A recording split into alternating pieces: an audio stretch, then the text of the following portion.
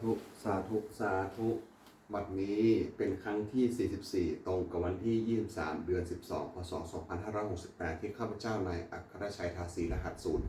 083 ขอเป็นวาจาสายาพุทธมนต์ถวายเป็นพุทธบูชาธรรมบูชาสังฆบูชาและอาจารยบูชาแด่องค์พระคำปิติเถรเจ้าองค์ปู่สมเด็จดุลหลวงปู่โมเดลหลวงปู่สดาต่อทั้งครูบาอาจารย์ผู้เป็นเจ้าของวิชาจิตามณีขอเทพเทวดาทั้งหลายโปรดจงอนุโมทนาในการสวดสัญญาของข้าพเจ้านี้ขออนุภาพคุณพระไตรครูบาอาจารย์และเทวดาทั้งหลายโปรดจงบันดาลให้จิตของข้าพเจ้าเป็นสมาธิอันโปรดในการสวดสัญญามนต์ต่อไปสมันตาจักกะวิมสุอันตราคันชตุเทวตาสุธรรมมังมุนิลาสะสุนันตุสังขะโมกถังสังเคกเปจรูเปสดิคารเตจันตานิเขวิมานีทีเปรเทจะคาเมตรุวันนาคเนเคหะวัตถุมิเกเตกุมมาจตุเทวาชนะถะราวิสเมยกะคำพระปนาคาตินันตาสนิเกยังมุนิวะระวัจนังสาธุโมเมสนันตุธรรมะสวนากโรอยวะพันตาธรรมะสวนากโรอยวะพันตาธรรมะสวนากโรอยวะพันตานะโมตัสสะภะคะวะโตอะระหะโตสัมมาสัมพุทธัสสะนะโมตัสสะภะคะวะโตอะระหะโตสัมมาสัมพุทธัสสะนะโมตัสสะภะคะวะโตอะระหะโตสัมมาสัมพุทธัสสะนะทิเมสรณังอัญญังพุทโธเมสรณังนังเอเตนะสัจจเสนะโสทีโนตุสัพพทานะทิเมสรณังอัญญังธัมโมเมสรณังนังเอเตนะสัจจเสนะโสทีโนตุสัพพทานะทิเมสรณังอัญญังสังโฆเมสรณังนังเอเตนะสัจจเสนะโสทีโนตุสัพพทามหานิโกนาถูอัฏฐายะสัพพะกุยนังปริวาปันมีสัพพะปะโตสัมโพธิมุตตมังเอเตนะสัจจเสนะมาหงตุสัพพุพัทวามหานิโกนาโถหิตายะสัมภาปุนางปริตวาปารมีสัพพะปะโตสัมโพธิบุรมังเอเตนะสัจเจ้าชนะมาหนตุสัพพุปทวาหานิโกนาโถสุขายะสัมภาปุนางปริตวาปารมีสัพพะปะโตสัมโพธิบุรมังเอเตนะสัจเจ้าชนะมาหนตุสัพพุปทวาเอวังเมสุตังเอกังสมยังภควาสังเกสุวนาติกาปิระมุสมิงมหาวเนมหาตาภิกขุสังเกนะเสถิงปัจจะเมตหิภิกขุสติจะเปเหวาอรหันตหิทะสหิจารอกาธรรมิเทวตาเยมปุยนะสันติเตหอนสันนิปริตาหนติภควันตังทัศสัญญะทัศนายะภิกขุสังฆจาอาโหจตุนังสุกา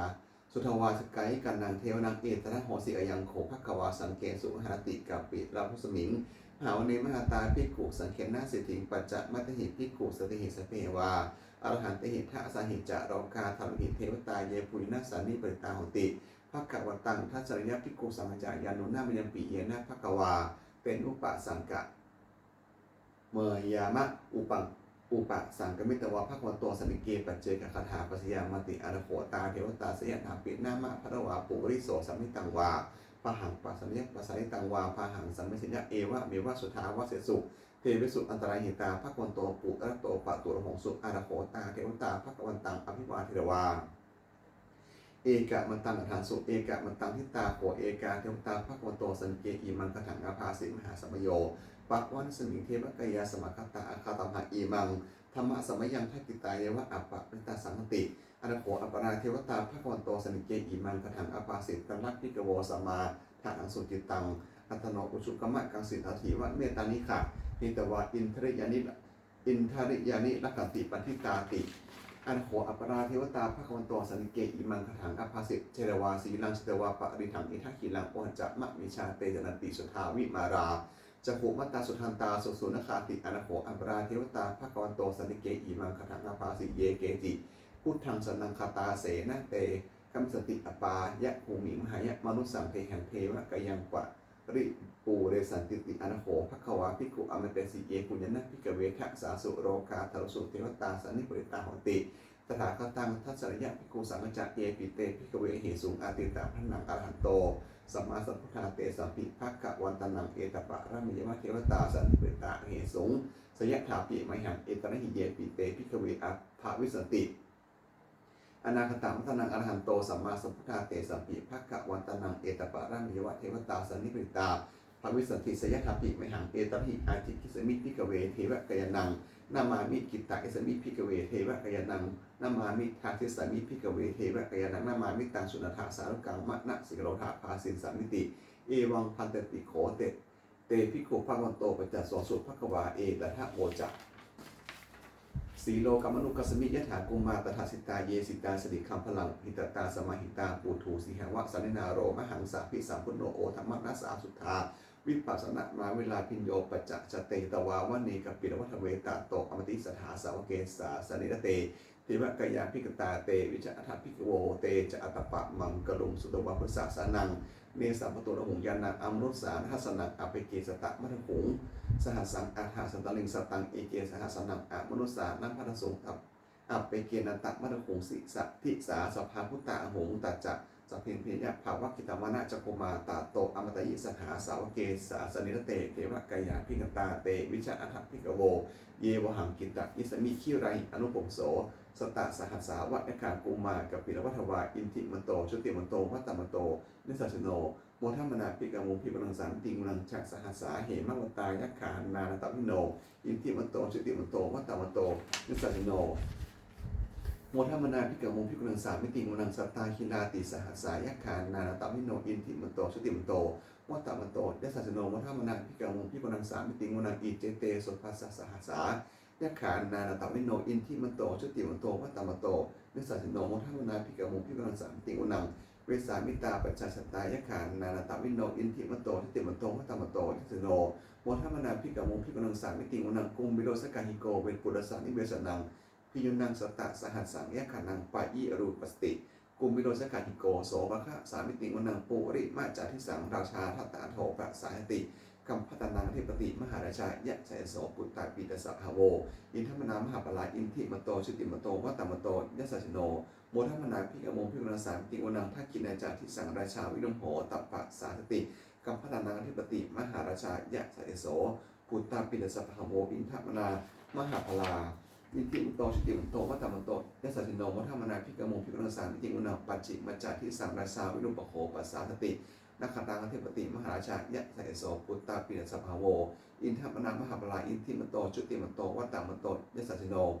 โมทัมมนาพิกามงพิกนังสามติวนังอุตตานันจันทิสังราชากุเวโรตัปปะสาติยะขันนาธิปติมหาราชายะเสโสปุตตาปิรสภาโวอินทมนามหาภาราอินทิมโตสติมโตวัตตมโตยะสัจโนโมทัมมนาพิกามงพิกนังสามิติมนังปุริมัทิสังทัตตาโถทักกินนะวิโลหโกปัจฉิมนะวิโลปโขกุเปรุอุตตรังทิสังจัตโรเตมหาราชาสมันตาจตุริสาทันละมนาหาสงวันเนกับปิรวัฏเวเนสังมยวะมยาวิโนทัสสะอาภูจันนิกาสถามายากุเกตุเ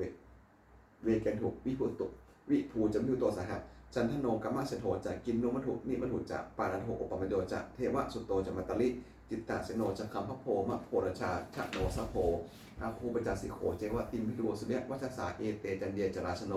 คัมพพาสหราชพิโมทัมมนาพิกมุพิมนาสามิติงุนังอาณภูนภาษานาคาเวสาลาสหตันชกาคัมพะรัสตาราคูปยาคาสหเอติพิยะมุนาทัตตถาจะอาคูนาคายะสัจโนเอลาวโนมหาโพโสภะสามิติงุนังเยนะคาราเชสหัสสาหานติทิพาทิสาทิพาทิชาปักขิวิสุทธาจักขุเฮเวหายสาเตวนะมัชฌิมปัตตาจิตตาสุปันนาอิติเตสานามังอภัญตถานะคาราชานามาสิจปนโตเขมะกสิพุทโธสนะหิวใจหิปุปะวะยันตานาคาสุปนาสนะมะกสุพุทธังชิตาวิชนะหัตเถนะสมุทังอสุตราสิตาภัตตโรวาสะวเสติอินทมโตยะสัจโนยารากัญชามหาสิมาอสุนาธนาเวคสาเวปัปจิติสุจิติจะมหาโทนะมุทิสหสันจะภาริบุตนังสัพเพเวโรจนามกาสันนหิตวาภาริชนังราหูพัทธมุปะคมงสมโยธานิพันเตพิกุนังสามิกิมุนังอาโพจัตเทวาปัทวีจัตเตโชวโยตถาคมงวนุนามนุนาเทวาโสโมจักยะสสาสหเมตตากรุณากอิกาอัปุเทวายะสัจโนเทสเตสถากยาสัพเพนานาตมิโนอินทิมโตสติมโตวัตตมโตยะสัจโนมุทัมมนาพิกมุพิกนังสามิติมุนังเวทูจัตเทวาสารีจักอสมาจัตเทมิยมาจันทันสุมิสาเทวาจันทมะขุปริกิตาสุยันสุปนิสาเทวาสุยมะขุปริกิตานักขัตานิปุริกิตวะอาคูมานวะลาหกาวัสนังวัสโมเสโทสักโกปะคาปูริทะโทเทสเตสถากยาสัพเพนานาตวิโนอินทิมโตสติมโตวัตตมโตนิสัสโนมุทัมมนาพิกมุพิกนังสามิติมุนังอาภูสาภูเทวาชาละมัคคิสิขาริวะอดิติกาจะโรชาจะอุมมาบุพานิพัชโนวัฒนาสหภามาจะอาจุตาจะอเนชกาสูเรยยะโรชนาอาภูวัสวะเดชโนเทสเตสถากยาสัพเพนานาตวิโนอินทิมโตสติมโตวัตตมโตนิสัสโนมุทัมมนาพิกมุพิกนังสามิติวะนังสมณามหาสมณามนุสามนุสุมากินคาปุสิกาอาคูมะโนปทุสิกา อาราคูทารโยเทวาเยจะโรหิตวาสิโนปาราคามหาปาราคาอาคูเทวายะตาสิโนเทสเตสหากยาสัพเพนนานาตวิโนอินทิมันโตชุติมันโตวัตตมันโตยะตาสิโนโมทมนาภิกโมพิวนาสามิติวนังสุกาการุมหาอรุณาอาคูเทวะอาคูเวขันนาสาสหะโอทาตะขยามโมขาอาคูเทวะวิจักขณาสัทธามตาหาครชามิสกาจะยัสสาสิโนทันยังอาคาปัชโนโยทิสาอภิปัสสติเทสเตสหากยาสัพเพนนานาตวิโน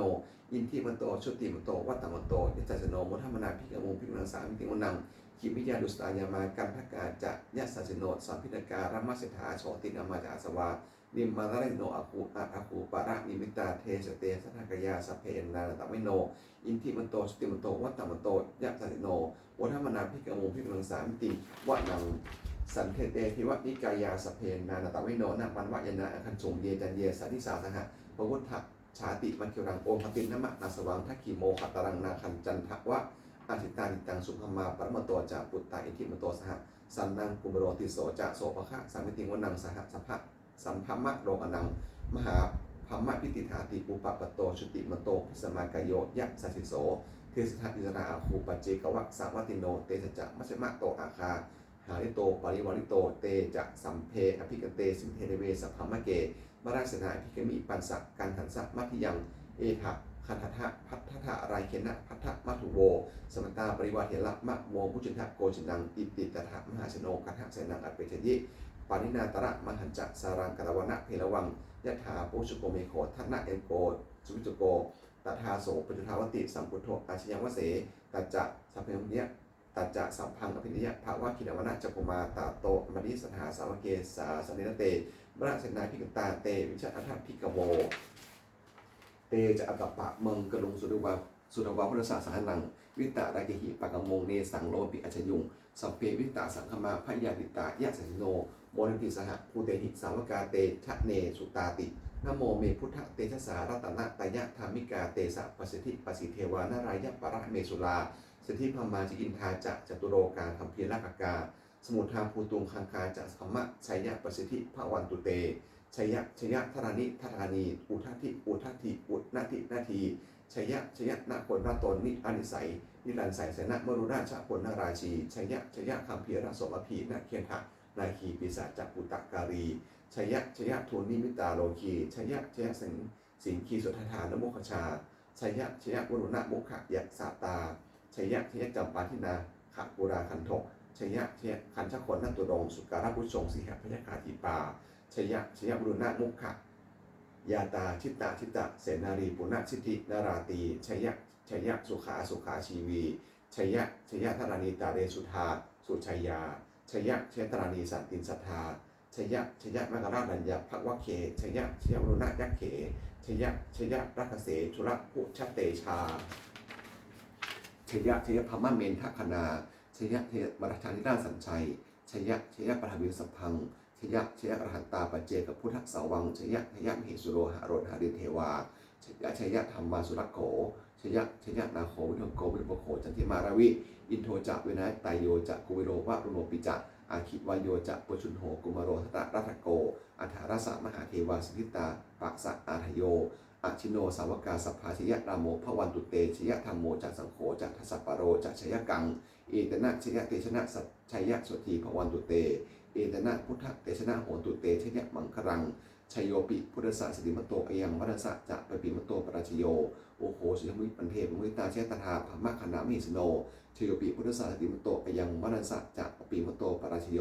โอโหสุยมุปันเทปมุตตาเชตถาอินทคณามเหสโนชัยโยปิพุทธศาสติมโตอยังวัฏสะจะปปิมโตปราชโยโอโหสุยมุทิมันเทปมุตตาเชตถาเทวคณามเหสโนชโยปิพุทธศาสติมโตอายังมรสะจากปปิมโตปราชโยอุโคสยามพิมันเทปมุทิตาเชตถาสุปันนะขันนามหิสิโนชโยปิพุทธศาสติมโตอายังมรสะจากปปิมโตปราชโยอุโคสยามพิมันเทปมุทิตาเชตถานาคขันนามหิสิโนชโยปิพุทธศาสติมโตอายังมรสะจากปปิมโตปราชโยอุโคสยามพิมันเทปมุทิตาเชตถาสุภมะขันนามหิสิโนเทียนโตโพริยามูเรสักยานังนันทิมโนเอวังตวังอุชิโยหิเชยันสุทิยะมังคะเลอัปปะนิตาปังเกสีเสปัทหิโปคะเลพิเศเกสภะพุทธนังคันปันโตปมุตติสุนัขตังสุปะสุมังคลัง สุปะปะตังสุหิตังสุขโนสุหุโตจะสุหิทังพม่าจริสุพระกินังกายกรรมังวจักรมังพระกินังมโนกรรมังปณิเตพระกินานิกตวนะรัพันตันเทพระกิเนเตอัฏฐอัฏฐาสุตตาวิรุหาพุทธศาสเนอารคาสุตตาโหหะสหสัมเปหิจาริพิสุนันตุพนโยเยเทวะอสมิงฐานเนทิกตาทิขายกัสตาหุตุสุตตาตุสัพพทาลักขันตุสัพพะสัตตังลักขันตุสินะศาสนังยากาจิปัฏนาเนสังสัพเพปุเรนตุมโนรัฐายุตากะเรปะวัสตุวัสสังวัสสาวราหกาโรคาจุปทวาเนสังนิวาเรนตุจักสัพพทากายังสุขังจิตตสุขังอรหันตุยะถาอรหังเอวังเมสุตังเอกังสมยังภควาสมติสาวัตถิยังวิหารติเชตวะเนอนากัปปิทิกัสสะการเมตระโขภควาภิกขุอมเตสิภิกขโวติพันธันเตติเตภิกขุภควโตปัจจสังสุภควาเอตถะโมจะอุปทวาภิกขเวตถาคตนังอุปทวาตถาคตนังทิตาวะสาตุธรรมทิตตาธรรมนิยมตาสัพเพสังฆะนิจติตังตถาคตอภิสัมพุทธมติอภิสัมเมติอภิสัมพุทธเมตวาอภิสัมเมตวาอจิคเตเทสติปัญญเปติปัญหเปติวิวรติวิภาสติอุตเนกโรติสัมเพสังฆรานิจติอุปทวาภิกขเวตถาคตนังอุปทวาตถาคตนังทิตาวะสาถาตุธรรมทิตตาธรรมนิยมตาสัมเพสังฆราทุขติตังตถาคตอภิสัมพุทธมติอภิสัมเมติอภิสัมพุทธเมตวาอภิสัมเมตวาอจิคเตเทสติปัญญเปติปัญหเปติวิวรติวิภาสติอุตเนกโรติสัมเพสังฆราทุขติอุปทวาภิกขเวตถาคตนังอุปทวาตถาคตนังทิตาวะสาถาตุธรรมทิตตาธรรมนิยมตาสัมเพธรรมอนัตตาติตังตถาคตอภิสัมพุทธมติอภิสัมเมติอภิสัมพุทธเมตวาอภิสัมเมตวะอจิคเตเทสติปัญญเปติปัญหเปติวิวรติวิภาสติอุตเนกโรติสัมเพธรรมอนัตตาติอิทัมมะโวจะภควะอัตตมะนาเตภิกขุภวันโตภาสิตังอภินันขุนติอติตังนามะคำยะนาปฏิกังเขอนาคตังบุคคลไม่ควรตามคิดถึงสิ่งล่วงไปแล้วด้วยอะไรและไม่พึงระวังสิ่งที่มาไม่ถึงยะถาตินตาปหินันตังอุปนิจจอนาคตังสิ่งเป็นอดีตก็ละไปแล้วสิ่งเป็นอนาคตยังมาไม่ถึงปัจจุบันนันจะโยธรรมังตถาถะวิปัสสติอสังหิลังอสังกุปังตังวิธามะรูนะมะนูพรูหเยผู้ใดเห็นธรรมเกิดขึ้นเฉพาะหน้าในที่นั้นอยากจะแจ้งไม่งอนแง่ไม่คอนแขนควรพกปูนอาการชั้นไว้อาเสวะกิจจะมันปังโกชัญญาบังสุเวความเพียรมีกิจที่รู้ทำวันนี้ใครเล่ารู้ความตายอันพุ่งหากิโนสังรัตนะมหาเสนะมัจจุนาพวกการเพียรต่อมัจจุนาซึ่งมีเสนามากย่อมไม่มีสำหรับเราเอวังวิหาริมาตัปปีโปหตัมัตตานิตังเวพันเหกันติสังต่อจิกเตมุนีผู้สงบกล่าวเรียกผู้มีความเพียรเช่นนั้นมีเกียรติทั้งกลางวันกลางคืนว่าเป็นผู้เป็นอยู่แม้เพียงนาทีเดียวก็น่าชมสัพเพสังขารานิจจาสังขารเพื่อการจิตใจและรูปธรรมธรรมธรรมผลสิ้นมันไม่เที่ยงเกิดขึ้นแล้วดับไปมีแล้วหายไปสัพเพสังขาราทุกขาสังขารเพื่อการจิตใจและรูปธรรมธรรมธรรมทั้งหมดทั้งสิ้นมันเป็นทุกข์ทนยากเพราะเกิดขึ้นแล้วแก่เจ็บตายไปสัมเพธรรมานัตตาสิ่งทั้งปวงทั้งเป็นสังขารแลไม่ใช่สังขารทั้งหมดสิ้นไม่ใช่ตัวไม่ใช่ตนไม่ควรถือว่าเราว่าของเราว่าตนของเราทุกวังชีวิตต่างชีวิตของยั่งยืนทุกวังมรณะความตายของยั่งยืนนาวสังมยาบริตัพังอันเราจะต้องพึงตายเป็นแท้ปรณาปาริโยสานังเมชีวิตต่างชีวิตของเรามีความตายที่สุดรอบชีวิตต่างเมอนิยตังชีวิตของเราของไม่เที่ยงมรณะเมนิยตังความตายของเราไม่เที่ยง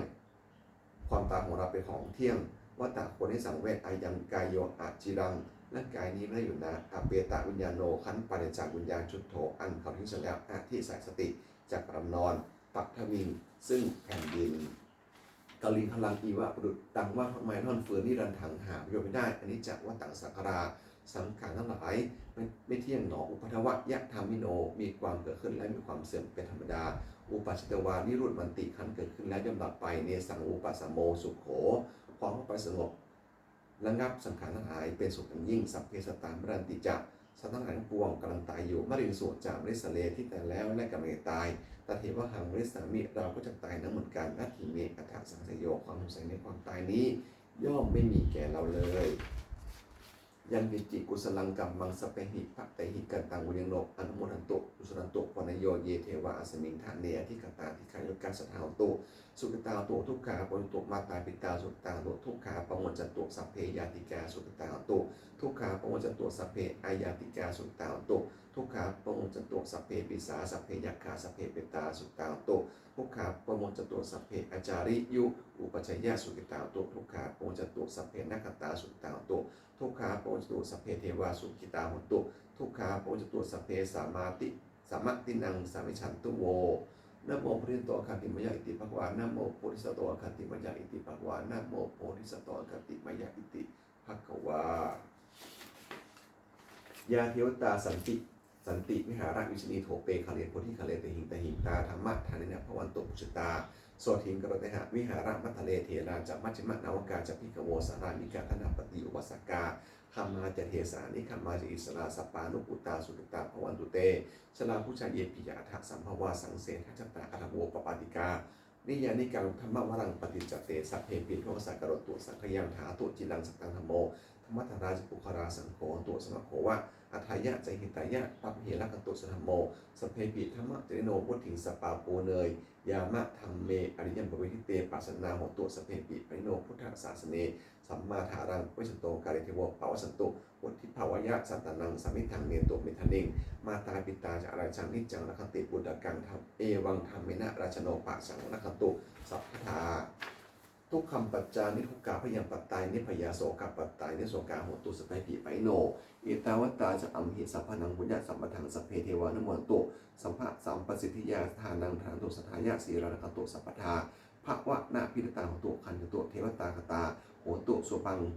โหตุสัพพังสุมาคลังคตุสัพพะเทวตาสัมภะพุทธานุภาเวนะโสทินโหตุนิรันตลังโหตุสัพพังสุมาคลังคตุสัพพะเทวตาสัมภะธรรมานุภาเวนะโสทิโหตุนิรันตลังโหตุสุพังสุมาคลังคตุสัพพะเทวตาสัมภะสังขานุภาเวนะโสทิโหตุนิรันตลังสัพเพพุทธาปรัมปตาปัจเจนันจะยังพรังอรหันตานันจะเตชนะลักขังพรมิสมโสสัพเพพุทธาปรัมปตาปัจเจนันจะยังพรังอรหันตานันจะเตชนะลักขังพรมิสมโสสัพเพพุทธาปรัมปตาปัจเจนันจะยังพรังอรหันตานันจะเตชนะลักขังพรมิสมโสสัพเพพุทธาปรัมปตาปัจเจนันจะยังพรังอรหันตานันจะเตชนะลักขังพรมิสมโสสัพเพพุทธาปรัมปตาปัจเจนันจะยังพรังอรหันตานันจะเตชนะลักขังพรมิสมโสสัพเพพุทธาปรัมปตาปัจเจนันจะยังพรังอรหันตานันจะเตชนะลักขังพรมิสมโสสัพเพพุทธาปรัมปตาปัจเจนันจะยังพรังอรหันตานันจะเตชนะลักขังพรมิสมโสสัพเพพุทธาปรัมปตาปัจเจนันจะยังพรังอรหันตานันจะเตชนะลักขังพรมิสมโสสัพเพพุทธาปรัมปตาปัจเจนันจะยังพรังอรหันตานันจะเตชนะลักขังพรมิสัพพโสสาธุสาธุสาธุด้วยอำนาจแห่งบุญกุศลที่ข้าพเจ้าได้สวดสัญญาพระพุทธมนต์นี้ข้าพเจ้าขอน้อมเกล้าที่ถวายเป็นพระราชสนแด่สมเด็จพระนางเจ้าสิริกิติ์พระบรมราชินีนาถพระบรมราชปีหลวงผู้เสด็จสู่มังคลัยขอได้ส่งแห่งบุญกุศลนี้ขอจงเป็นสัพสิริมงคลแก่ข้าพเจ้าให้แคล้วคลาดปลอดภัยจากทุกโศกโรคภัยอันตรายทั้งปวงให้มีแหล่งรายได้สุขมั่นคงเป็นสมาชิกมันชอบธรรมคำว่าไม่มีอดอยากยากจนขอให้ได้มีแก่ข้าพเจ้าขอให้ข้าพเจ้ามีสมาธิตั้งมั่นในพระธรรมคำสอนแห่งองค์สมเด็จสมมาสัมพุทธเจ้าดำรงอยู่ด้วยความถึงงานตลอดกาลอีกทั้งขอเทศทั้งหลายผู้ได้อนุโมทนาการบุญกุศลนี้โปรดสิประสานพรน้อมส่งอนุภาพแห่งบุคคลไปสู่วัตถุบุคคลภาคบิดายอดเศรษฐีทั้งฝ่ายไทยและฝ่ายลาวรวมถึงบุคคลทั้งปวงที่3สิ่งสำเร็จได้จัดสร้างขึ้นให้เปี่ยมด้วยพุทธานุภาพเทวานุภาพและนิทุภาพอันศักดิ์สิทธิ์อำนวยผลให้เป็นสิริมงคลแก่ผู้ครอบครองและบูชาทุกประการด้วยเถิดสาธุสาธุ